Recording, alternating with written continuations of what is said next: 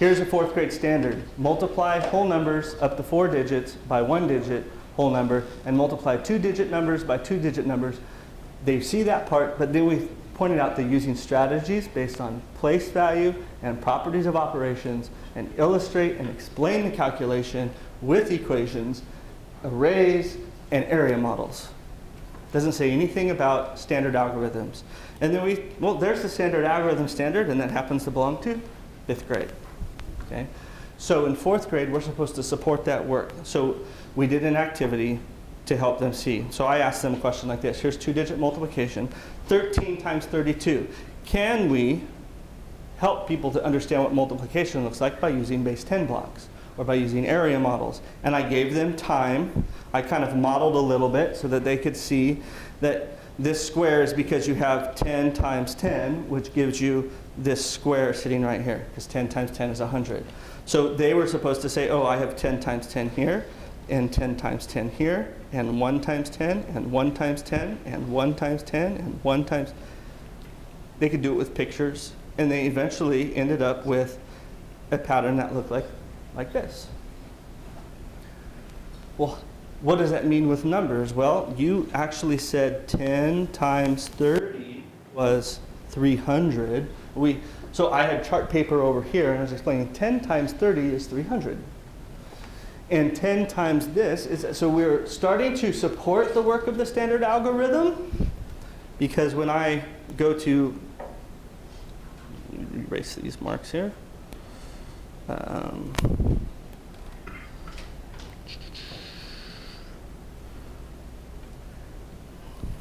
When we start to do things like 13 times 32, is that what it was? Something like that. What did they do? Well, that particular model looked at, should be a plus sign, sorry, and a 30 plus a 2. They noticed, look, it's the 10 times the 30, and that gave me the 300. And then we had 2 10s, which gave me another 20. And we had 3 30s, and that gave me another 90. And we're starting to help build an understanding of how the algorithm works, but we're not just teaching carry this and move this over and everything compressed. So they have an understanding of how the models work. And the efficiency word got used again. Because the question is, we don't want to just have these blocks out all the time. How do we help them move from pictures to numbers? So we talked a little bit about the best way to move students along the efficiency scale is give them something that's really inefficient. Help them to see. These models are great for understanding, but once I'm at 27 times 65, this model becomes very difficult to build.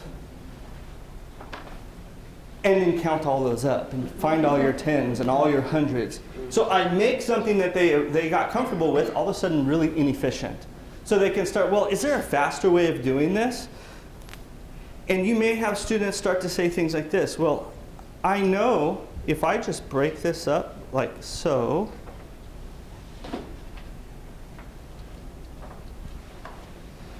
I can automatically see my 20 times 20, which is 400. I know 20 times 20 is 400, and 20 times 20 is 400, and 20 times 20 is 400. And they start to group things together naturally to speed up the process, which is all the standard algorithm is doing, trying to get them to group the 20 and the 60 and do that all together. But to jump to that is hard. But here you can start to see how that starts to work, because I have 20 times 20 is 400, and 400, and 400. Or they may even start to think and see things like this.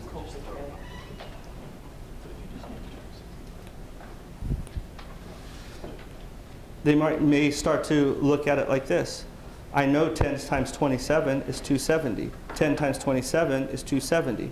270, 270. 270, and they're starting to see how they can calculate some of these things faster than just counting up all the blocks. And part of the conversation that we were having is when your students are trying to do that, what we need to make sure that we are doing is we are helping them see that when you had 65 times 27, one of those models that we just did, someone looked at it like this. When if I'm just doing the 20s,